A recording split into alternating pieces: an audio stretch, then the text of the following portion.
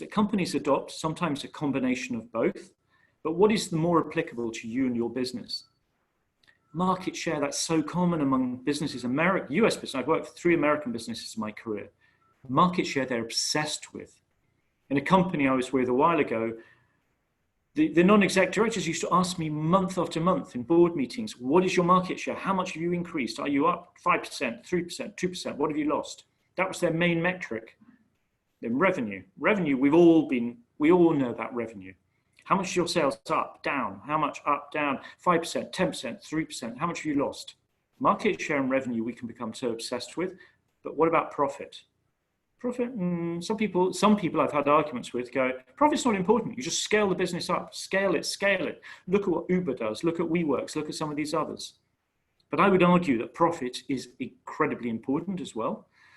And these businesses, although those are large, but that business model is at serious risk at the moment when business is tough and people depend on their profits in order to bring them to need the cash to drive their business forward. So pricing is all about profits. You can adapt your pricing to increase and adjust your profits. So I'm just going to ask you, what is your business strategy? I'm sure that you're going to say it's a combination of the top two, and profit as well. That's more the accounts department and work out how much profit we've made at the end of the year. I'm going to argue that the sales guys, you need to be thinking of profit as well and really thinking about how you incentivize your teams that way. Now, this little statement is pretty powerful, I think. 5% increase in price will lead to a 22% increase in profits. That's wow. That's like, when I first saw that, I was like, geez, okay, that's amazing. So I'm not going to sit here saying, well, that's it, end of presentation, 5% increase leads to 22. Let's go and have a beer. That's not the case. So I'm just going to demonstrate to you that pricing is one of the most impactful and one of the most effective, and as I said at the beginning, weapon in your toolbox. Let's compare this with some of the other things that you can do. So pricing 5%, 22% increase in profit. Revenue, we're going to turn our revenue up. 5% increase in revenue, 12% increase in profits. Pretty good. It's not bad either. But you can speak to the finance department and they'll go, we've got to cut our cost of goods. My previous company used to be obsessed with that. That's the only way we could grow our business was reduce the cost of goods. Reduce your cost of goods 5%, 10% increase in profit. Okay, still reasonable. It's not 22% though, as in price. SG&A, selling general costs and admin costs, that's about the same as cost of goods. And R&D, which is another area, drop those by 5%. You're only increasing 2%, so it really doesn't have much effect. But pricing, you can switch on now. You have an online business, you can do it in a few minutes time. Once you've got the right things in place to actually do that. You can activate your price changes and your price difference and your promotions anytime. Cost of goods might take 6 months to filter through into the business. Just bear that in mind. Pricing is the most effective weapon in your toolbox. So what are you going to do about it? I'm going to tell you a little bit about myself. I'm not going to go on too far. I come from a corporate background, but I also started a family company. And I understand small companies. I've worked in SMEs as well. So I've had a long and varied career, mainly international, within consumer, lifestyle and luxury brands. So mainly clothing, jewelry and watches, from Burberry to Swarovski to Guess to Calvin Klein. I left the corporate world about 6 to 8 months ago and moved to Barcelona, where I live with my wife. She has works over here as well. And I set up my own business called Global Leap. Which I can tell you about a little bit later. That's all you need to know. But I did become interested in pricing when I was in my corporate career, far more than at the beginning. When I started off in business, I was used to the accounts department coming along with a pricing sheet, which was basically a cost plus model. It was just, here are the prices, this is the margins you've got to make, and get on with it, go off and do it. So that's how a lot of sales teams were often just told to go, just get on. There's the prices, go and do it. There was no buy-in. So a few years back, I was running a big jewelry business, which I'd launched in Switzerland for Guess. It was a global business. And when we started out, I thought, no, let's do away with this cost plus model. Let's work on a value-based proposition that actually gave us much higher margins. So myself and the sales team, it was important it was the sales team because they needed to get buy-in to the whole principle of setting pricing. And we worked for a day or two on the whole range and the whole collection on producing the pricing formula for that specific collection. Without going into details, it was very profitable. We turned the biggest profit at Guess Europe for 3 years running as a business. And as I was being paid on the amount of profit I made, it was particularly important that actually from a personal point of view, but also my sales team were incentivized on how much profit they also brought into the business. Very important. So that changed the dynamics to me. There's no point in incentivizing your sales team just to sell more or get more market share. So that's me. Demand curve. This is a bit like going back to school, but look, it's important. It's important you understand this sort of the balance between price and quantity. Price on the left hand and quantity on the bottom. And a curve, and the demand curve, which actually is the equilibrium between supply and demand. So when it's balanced, there's a price that sits sort of in a balance between supply and demand. So during lockdown, for example, my local supermarket selling strawberries, I would always go and get some most days, and they were always the same price. €1, €1.10, every day. Every day they were the same. So the supply and the demand was constant. Didn't go down, didn't go up. There's plenty of strawberries, people who wanted to buy them. Now, last week, they were €3. I'm not buying them anymore. They're too expensive. So the supply's come down. The demand's probably pulled back as well. So they can't sell them. So they're putting the prices up. That's a very simple lesson in that demand curve and how that balances. But when things are tough, demand curve in times of crisis really gets knocked out of kilter. So once you have that balance knocked, so suddenly you have a surplus. You have too many of something. You have too much product. Think of all those shops out there with too much product. It's jewelry, bags, food. Well, not food. Food's done well. But some areas where things just haven't been selling because they've been shut. So they've had to reopen now. And what do? The prices tumble because there's too much of it. Then on the other side, you have shortage. You have stuff that have been in short supply and people put up their prices. I'm going to come back to that a little bit later because it's something that's quite close to my heart, this whole ethical approach to profiteering from shortages in the market. But that's an important curve. So I think you need to just useful to understand that sort of balance. But let's move away from that. I want to do a quick poll. And I'm going to ask you a very simple question. What would you do? You have two choices. A price reduction of 5%, but you're going to keep the same volume, or a reduction in volume of 5%, but keep the same price. So that's what the question is. Price reduction of 5%, keep the same volume, reduction in volume of 5%, but keep the same price. So I'm going to switch on the poll now. So just think about that. What would be your answer? Put your answers in there. That's going to be 5, 10. Okay, people go. That's great. Okay. Thank you. Stop now. That's great. So I'm not going to share those with you. I'm just going to keep those for the minute. I want you to keep that in your head as to whether you went for option A or B. That's important because the next few slides, we're going to look at some examples and you can think, did the right thing or didn't? And there's quite a big difference on them as well. So let's go to the next slide. And I'm going to talk to you about two car brands. And these are two car brands that took a very different approach to difficult market conditions. Porsche, on the one hand, a luxury sports brand, and General Motors, a mass market car brand. So let's start with GM. In 2005, GM got into trouble. Their market share had slipped a lot.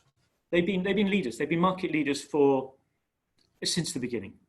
Not right at the beginning because Ford started the market there, but for decades they had led the market in the US and dominated there. The sales team were heavily incentivized to increase market share and probably fired for losing market share, but that's how it worked. But in April 2005, sales dropped. They dropped by 4.7%. More than that, 7.4% over the previous month. It was like, what are we going to do? Anyway, I hope things improved. The next month, they dropped again by nearly 5%. And, the senior vice president of sales was in trouble. I mean, his job was certainly at risk. And he needed to do something pretty quickly. So he got together with the sales team and they decided to, instead of discounting or giving cash back, they were going to offer a fantastic deal, a discount normally reserved for employees. It's going to go to everyone. Everyone could have this. It was going to be a great deal. And of course, the likes of you and I, we're like, wow, this is amazing. Like, I've always wanted my GM car, and it's like now I can get one at like, let's say, I don't know what the discount was, but a huge discount, which was an employee discount. Anyway, the promotion was going to run for 4 months from June the 1st, and it kicked off on June the 1st. And in June, the sales were unbelievable, 41% up. I mean, they've been down so much in April, May. It was happy faces. Everyone was like high-fiving. Whoa, whoa, we've done it. August slipped a bit. It was nearly 20%, but pretty good, guys. We've done really well over the last 2 months. A lot of backpacking, patting backs and everything. July, the next month, September, August, September, it all started slipping a bit anyway. So anyway, by October, they were into negative territory again because other competitors had come into the market and took that. Where do these customers come from? Where did the 41% increase in sales come from? Had they just appeared out of nowhere? No, when they looked at some research on that, they realized that they hadn't taken them away from Ford or other competitors on the market. They'd taken them away chiefly from those who'd always have bought GM in the past. Maybe they were going to buy in January or December, but they thought this amazing deal, I'll buy a car 6 months earlier than I thought because I'll save a huge amount of money, which they did save. As consumers, they saved a huge amount, but GM lost a huge amount because they were offering such big discounts. So it won't surprise you to know that by the end of the year, GM lost $10.8 billion, not million, billion dollars. And it was not a good time. 2009, they went to Chapter 11 bankruptcy, but they're still around, but that was a big problem. So what went wrong there? Apart from taking customers from the future, they'd also discounted too heavily. They had taken not a gamble, but they had assumed that a 41% increase was enough to compensate for the discount. They hadn't thought it through well enough. Was that enough? Seems pretty good to me. I've been in those roles, and I think you have as well, where you think if you've got a 41% increase, you'd be like, wow, this is amazing. Anyway, let's look at the other car brand, Porsche, because they took a very different approach. Now, they are a very different type of company and brand. They are a luxury car sports brand. I love Porsche, great brand. Now, they ran into difficulties or difficult market conditions in 2008 when Lehman Brothers collapsed and the whole luxury business, whole market collapsed, and people weren't buying cars or anything anymore in that space.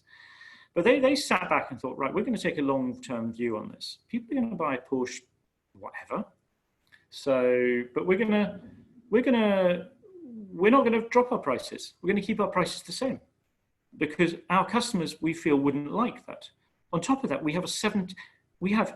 did you know, Porsche, 70% of all the cars that are ever sold by Porsche are still on the road. So they have a huge second-hand market. Not a second-hand, but a users market, and it's a great market of people who buy used Porsches. Excuse me. And they wanted to protect that because if they sold and discounted heavily, that would affect the sell-on market at the end of the day. So they decided they were not going to drop their prices, but they would drop their production associated cost by about 10%. They said, okay, we're going to sell 10% less than we have done in the past.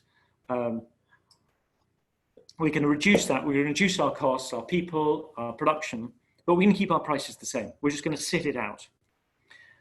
Well, that strategy worked for them. And 10 years later, they were still a very strong business. They'd managed to control their outgoings, control their price without damaging the business, and retain their profitability.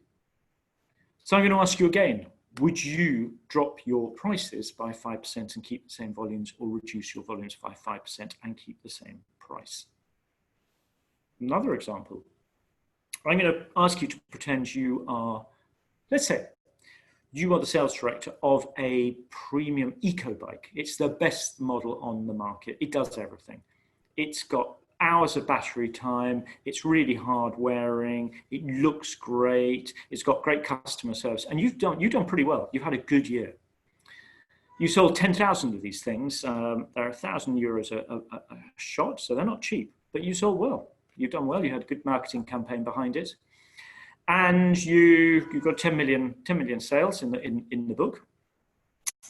But your boss wants more. He's like, come on, Chris, come on, you can do more. We've done a fantastic year, but I think we can get some more out of this. Let's see if we can get 20% more out of this. Right, I want you to go away and come up with a strategy on how you're going to do that. But you can't damage your profitability of the business, because this has been a good cash run for us. And obviously you've got a bonus coming on this because you've done well. So I go away as sales director and I go, what am I going to do? Okay, so I go for the normal one. That's the one that, because normally we don't discount these things. People buy them as they are. They are what they are.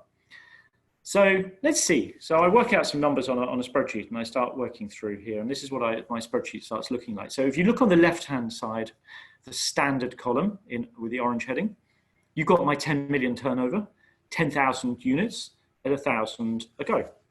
Our costs, our direct costs of making it are 600, 4 million. That gives us a GP gross profit of 4 million, and fixed overheads, those are people, the office, the team, all the overheads for getting there is 3 million. But hey, we make $1 million in profit, which is pretty good, and we're pretty happy with that. As we are. If I give a 10% discount, run that through, okay, fine. Well, price comes down, GP comes down, we make no profit. But I'm not going to do that for the whole year, so I don't think that'll be a bigger risk. But 10% doesn't really work. I'm not going to increase my sales very much on 10%. 20% might work. Run that through, it's like, wow, ooh, okay, fine. So we 800 instead of 1,000.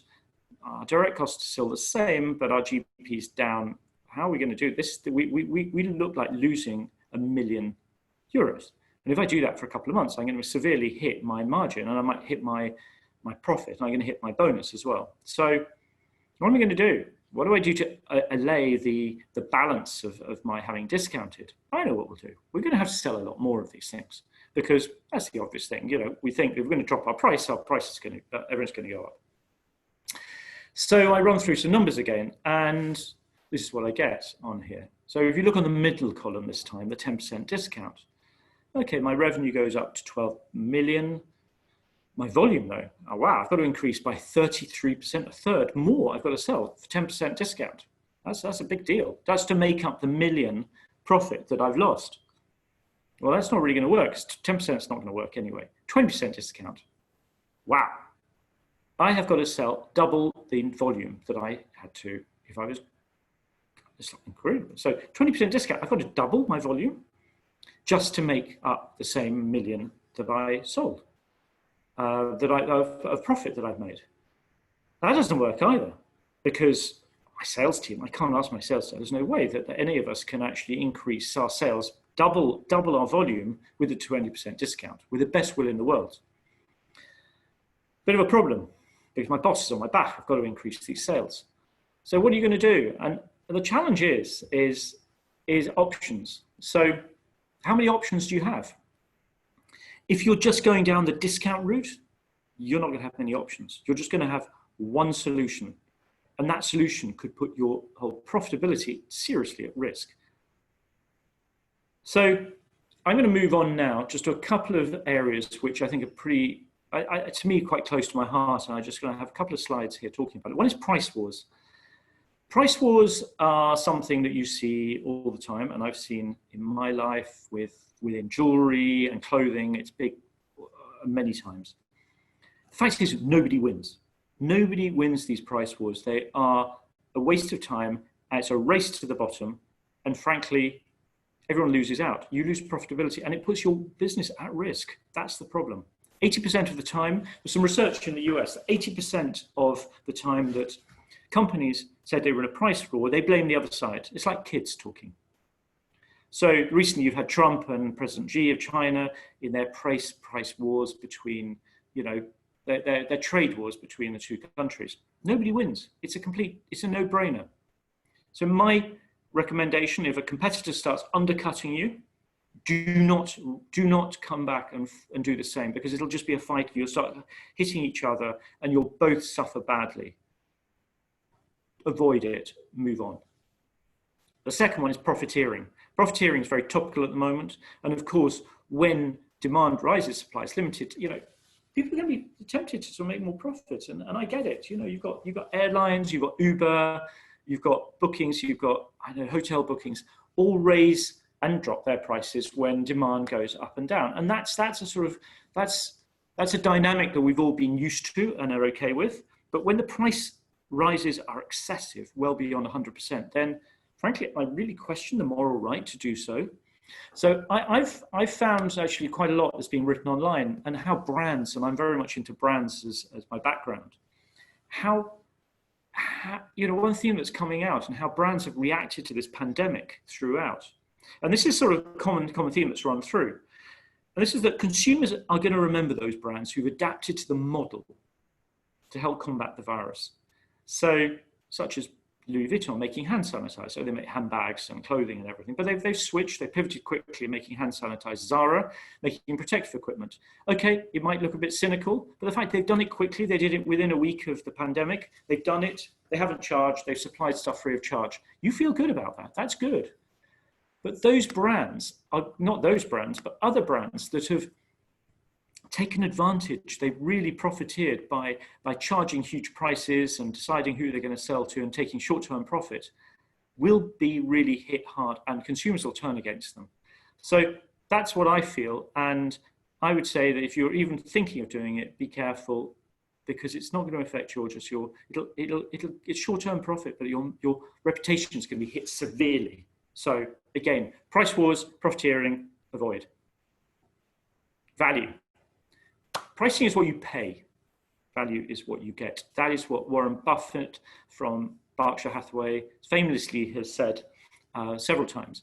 And it's so true. And I think as sales leaders, you need to think, you need to understand, not think, but you need to be clear as to what is your value proposition. What is it that you sell that adds value? What do you stand for? Do your products give value to your customer? What are they? Do you have a USP? What is your unique selling proposition? And what is your added value? You need to be very clear of that. If somebody's saying, Chris, what is it? You tell me about your new product. What is it you're selling? What is different from the competition? You need to have confidence and go, this is what we're doing. We're doing X, Y, and Z, which gives a fantastic extra value. Therefore, we're going to charge you. Our price is 10% more. So let's look at a few brands that I think are classics for added value. Lidl, Aldi, they operate in the low-cost area, but they offer great value, always. That is one of their mantras. That's one of their strap lines. Miele. What is this? Washing machines, vacuum cleaners. Do you know there's an advert that you replace your washing machine. What is it? It's a Miele. I'm going to get another one. Why? Because it lasted so long. You can depend on it, a brand you can depend on, and it costs about 30% more than any others. Apple, iPhone, there's nothing quite like an iPhone. It's true, but this thing costs €1,000. It costs €1,000, and it's like it's really expensive. But we all buy them. We're all mugs. We all do it.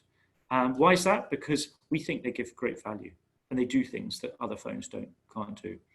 So we work with customers, people we work with, and our clients, and just listing all your features and benefits and working out where they are and what is it, how you differ from the competition. It's really important to do this and try to do it and really work through what is your added value. So look at brands with added value. I've got my own favorites, and these are them here. 3 I think are particularly strong, 1 not so strong. So Spotify, for me, a no-brainer. It's great. 50 million songs they've got on their backlist, and you can use any of them. You can access them, and we've got a whole range of other stuff, podcasts and everything, for a few bucks a month. It's amazing. My kids can use it, my wife. Amazon Prime, I'm a big fan of Amazon, and Amazon Prime I think is amazing. Next day delivery, video, I can shop with deals as well in places like, Whole Foods and various others. It's great retail, and it's a great deal. I can't remember the exact amount, but it's not expensive. Netflix, and we've all become Netflix lounge lizards, sort of like sitting on the sofa over lockdown, just literally watching box set after box set for $7 a month. It's incredible value. So those 3 are strong for me. LinkedIn, the jury's out. I'm not so sure. So LinkedIn is a freemium model. It's free, and then you've got to pay a premium for having added services. But I'm not sure what the added services for the basic premium model are for a basic consumer. I think the sales model and the HR model, which I don't know in that much depth, I think they're probably much better. But the premium one for normal consumers, it offers nothing. If you're job hunting or you'll reach out a few more competitors, it just costs money. It costs $25 a month, and I don't know what value I get back again. So I'm prepared, if any of you work for LinkedIn or have got any contacts at LinkedIn, I'm very happy to have a chat with them to see how we can help them develop a better value proposition towards their pricing. Enough said. Okay, what are your brands that you think are great at adding value? Strategies and tactics, here are 50 of them. There are probably another 50 more, and this is not exhaustive at all. So this is just a list of 50 tactics, levers and pulleys that you can use in order to drive sales. You got your classic, your cost plus margin. I've talked about that at the beginning. Low cost leadership, product life cycle. That means you'll charge a different price for the different levels of the price life cycle of a product. Those are classic. You've got monetization like freemium. A great one. We just mentioned LinkedIn. A great one is Dropbox. Dropbox is a fantastic freemium model. It's free when you just want to send somebody a file. But as soon as you want to do something, you have to pay. And actually it's pretty good. It's a pretty good value, I think, on there. Right the way through to the ones on the right, which is where I am going to start talking about, it's far more interesting, I think, are the psychological and customer focused. These are the pricing strategies and mechanisms where there are psychological triggers that you're not fully aware of that drive through your buying behavior. And some of those are value-based as well. So let's look at a couple of those. We've got decoy pricing and price as a quality signal in the next couple of slides. Now, there's a great book that I read recently, and it's here, and I'm going to give you a little book called Predictably Irrational, and it's by a guy called Dan Ariely. He's an American, I think, based in Boston, and he's at MIT working there as a professor. So Dan has done a lot of work around psychology of buying and what triggers that go through our brain to trigger our buying habits. So he did a couple of experiments in pulling this book together, which I find fascinating. So one was on aspirin.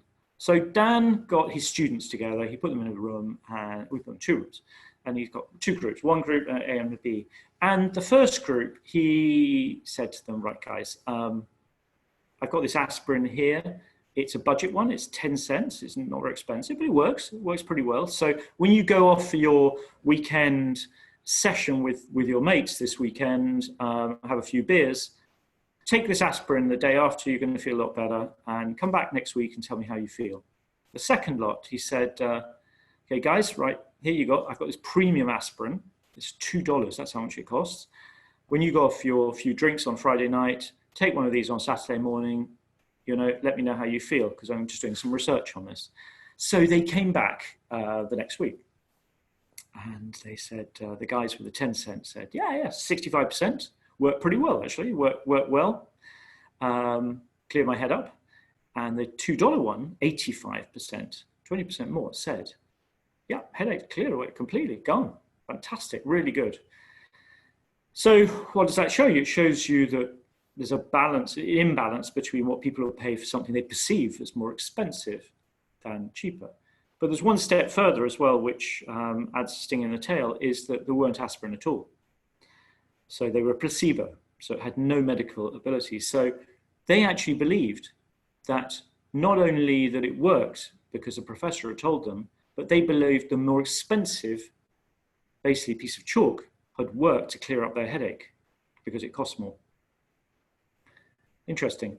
So he did a similar study on comparisons with another group of students, and he said, well, come for some wine tasting. It's never difficult getting students in for wine tasting. And he put 3 bottles on the table, and he labeled them $10, $20, and $40. And he put labels you have on the left. At $10 is the Chilean Merlot, and the right hand was the Californian Vintage of $40. It was the same wine in all 3 bottles. It was just different empty bottles. Not surprisingly, you might have guessed, the majority of the students said they preferred the $40 wine. So what does that tell us again? It shows us there's this correlation between pricing and quality. What people perceive as good quality, they will pay more. Dan did another experiment, which I find fascinating as well, on this time on The Economist magazine. Now, The Economist is it's an economy-based magazine sold globally, and it comes in a paper form and a digital form. Now, the pricing subscription model works like this. You can have the online model, the online offer of just that for your tablet and your laptop and phone and everything for $59. 59 euros a month, or you can have the print only, just get it put through a letterbox for 125, but you can have both of them, print and online, for 125. Pretty good, okay? So this is how it came. 100 people were offered, and 16% went for the online only. That's all they wanted. Unsurprisingly, the print only at 125 had no takers. It was like nobody wanted that. But the print and online, that's a pretty good deal. You get print coffee you can have on your coffee table, makes you look intelligent and smart, and you can have the online one so you can pick up the info all the time. 84% went for that one. So Darren thought, okay, interesting one. So what happens if I take away the one, because no one's buying it anyway. So I'll take away the middle option. So this is what he did. And when he did that, the online version moved to 68%. 68% of people preferred that. They saw it as a better offer. And the print and online moved from 84 to 32%. Big difference. So what's the learning on this? It's very clear. The option A has what we call decoy pricing. Decoy is where it makes our brains think, actually, that more expensive offer is a pretty good deal, because we've layered in another, which is actually not a great deal, but it's a similar price. Whereas when we take out option B, there's nothing to reference it against. I'll just go for the cheap one. That is what it is. So very often when you have three different things, we have a decoy pricing. So you should, if you look on this next, oh, sorry, I'll just go back a second. Just by way of example on this, before I move on, you have, if you actually monetize this into the two options, you have option A would have brought you in 11,500 euros nearly, and option B, 8,000. It's a big difference. It's a massive difference. And that shows me as to how you can create real value, added value, because I can tell you your online margins and profits are going to be much better. So option A is not just higher revenue, it's probably much higher profit as well. Look at some other ones, they're everywhere. Decoy pricing exists all over the place. You've got popcorn, you go to the cinema, and they give you two deals. They give you a little pot, and then they have this great big pot, sort of like a huge great pot for like €7. And next to it is one for about €6. It's not much smaller than the 7, but you've got the little one down the bottom for like €2.50. Why is it? Why is it we all do it? We go for this mega pot. We sit there with these great big things, and you're like sitting there in the cinema with this great big pot there. We all do it because we go for the bigger option. We go for this huge, great pot of popcorn that we can't eat, and we can leave it all over the floor. Having some subscriptions, mobile phone companies are exactly the same as well. Apple are classic at it in offering the most expensive model with a model which is a similar price, but it might be, instead of an X, it's a Apple 8. And you go, it's no brainer, I'm going to have the X, it's like much better. So you go for the more expensive one. And they'll always have three options. But taking that forward, I'm going to show you, come through the number of three. Three is key in a second. So let's look at one of my last examples, which is price segmentation and willingness to pay. Now this is based around the basic principle that we will pay for something, the same thing, we'll have a different willingness to pay for it, depending on a number of dynamics, how much we can afford, how much we're willing to pay, what our mood is, but we might pay for the same thing. So a can of Coke, we will pay a different amount for a multi-pack to a pack of, let's say 8 to a pack of 24 to one can in a local corner shop. Same can of Coke, it's exactly the same. We'll pay a different one if we have a willingness to pay. And if you go to the cinema and they offer you a can of Coke, you'll probably pay even double the amount again, because you have no option. You have a willingness to pay because you're thirsty, you want a Coke, you want one now, you're not going to go out to the supermarket to go a pack of 20. So, very quick example, was I was putting together I wanted a new website recently. So I wanted some, a good website. I wanted it to look good. I wanted it stylish, contemporary. And I had in my mind how much I wanted to spend. In my mind, it was €1,000. That's what I wanted, all in, no more, that's it. So I put the spec together, put the brief together, and then send out some interest to a couple of web design companies. And the guy comes back, and within 2 hours, there's this guy on the phone. He gives me a call, and he's like, hi, this is Darren here from the UK. I want to help you on your web design. We can do a great job for you. So I said, great, okay, Darren, sounds good. So he said, well, yeah, but how much are you willing to pay? What is your budget on this? And I was like, well, look, I tell you, I don't want to spend more than €1,000. That is my max, but if I get all in, I'll be happy. He said, Chris, I've got the best deal for you. 695, it's fantastic, amazing, it'll do all of that for you. Now, that's a great deal for me. And I was very pleased, and they did a great job, actually. But the fact is, for the web design company, they failed. And Darren actually left €350 on the table because I would have paid 1,000. If he'd come from it from a different angle, if he'd approached it from a different angle, rather than just being gung-ho and come in and offered me the great deal of the day. Because actually, if you look on it, that was probably the median offer that they have. But they hadn't taken into account that other people are willing to pay a little bit more, but also you'll be some who actually 695 is too expensive. It's like they want something for 400, and that's what they want. They just want the basic. So how do you customize your offer? Now, you could say the same thing around a business services company offering IT support and business equipment and everything. You could segment all of those down into different types of business, from high, medium, and low, medium, and high willingness to pay, but also how your sales are, how it would be. So, you could channel your services and your costs across those 3 different ways. So how we take that further is actually producing a template and work on a template with clients on this. So this is key in having your 3 pricing models, or 1 pricing model and 3 options. So down the middle, you have your standard. That is the one that you want. That is, you want 60% of your customers to go for that. You want to put a decent number of features and benefits in there to work for that. Your entry level should be very basic. It should be very low. You don't want many people to go for that, maybe 30%. Those who want an absolute budget offer. Premium, throw the kitchen sink, do the whole lot in there. Offer them everything and charge double, literally double up. You might only get 10% of your customers who take that, but believe me, there will be those who do. I was willing to pay €1,000, and if they'd offered me all those other things like, support, email support, I would have gone absolutely fine. It probably wouldn't have cost the company that much more either. Case in point, work on that. But you must make sure that standard middle of the road one is where you need to be. So we work on this table and this structure is we work with a lot of clients on whatever they are, whether they're B2C or B2B. That is something that is key to yours. Always have 3. Next, and last, and I've come to the end nearly, but what we're going to want to talk about here is just about the importance of pivoting your business. So we've been in a difficult time, as I've said already, for the last 2 or 3 months. We've had plenty of time to look at our business and how to review it and how we move forward from here.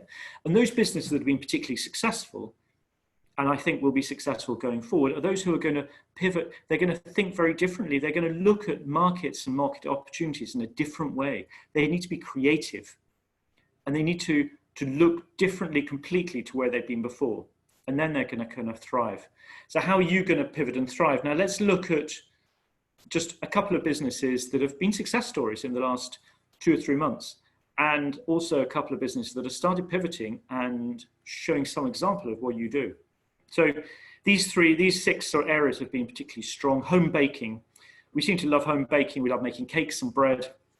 It's a massive thing, and we like the smell, and we just all become like very homely, like gardening and everything at home.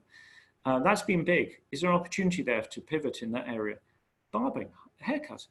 Before lockdown, barbershops were doing phenomenal business. Of course, when they go and people have beards and have their hair cut, that's all stopped. But that has become phenomenal, and a lot of scissors, amazing number of scissors have been sold for people's haircutting at home. home gyms. We're interested in one of the research that was done that gyms are one of the things that people miss most. It's not going to the pub or going and seeing friends, it's going to the gym. So it's not surprising that gym equipment has become one of the hottest trends of people buying at home. How are those businesses, how are those gyms going to pivot their businesses when people say, well, I don't really want to go there anymore? That's an interesting angle, and I think there's a lot of happening already in that space. Beer, wine. We've all been drinking probably a little bit too much than we should do in lockdown, and that's the same across the world. So it's not surprising that sales of wine, certainly in the UK and Australia, are up 33%. The same for athleisure. We've been all wanting to look reasonably fit and healthy at home. And so athleisure, people like Lululemon and Nike have all sold well. And of course, games. Games, I mean, those sort of games, these games companies have actually pivoted in a smart way because they found an opportunity to sell stuff that they weren't selling ever. So people are now at home and they're having jigsaw puzzles and they're Scrabble and everything. So suddenly they've entered a completely new market and they're doing particularly well. But look on B2B, comms, communications, and we're on Zoom right now. Zoom has been phenomenal, and certainly I really couldn't use it very well in November, and now I'm like a mini expert.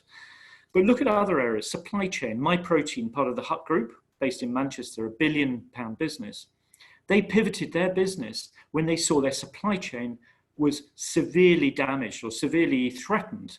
So they did a deal with Singapore Airlines, and they bought a couple of planes, and they've done a deal with them to ensure their supply chain that they can get from Asia into Europe and continue their business. They never even thought about it. Why would a protein company go into the airline business? That's what they're doing. They look at their supply chain as key to where they're going. Cloud-based solutions, food retailing. There's a great story here.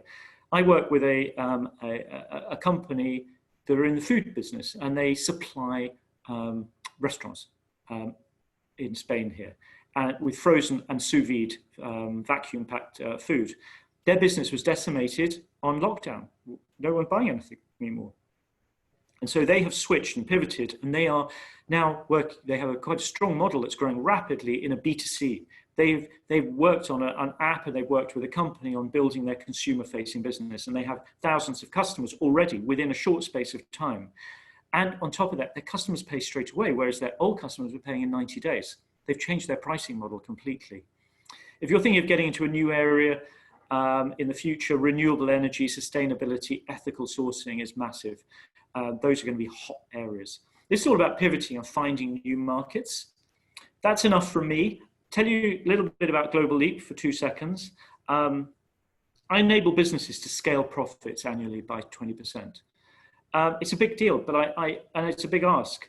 But I'm hoping that from having seen this presentation, you'll see that by adopting some great pricing strategies, you can do that. It is perfectly capable. That 5% increase in price, you can increase your profits by 22%. But you get your sales capability right, you get your channels, and you pivot and you get into the right places, you can survive and you can thrive. I act as a coach to sales directors, sales managers, managing directors, owners, but also mentor and consultant on growing their businesses. So it's been great being with you today. Please reach out to me. My email address is chris@globalleap.global. Link up with me on LinkedIn, and also go onto my website, globalleap.global. So I'd like to thank you for being with me, and that's it.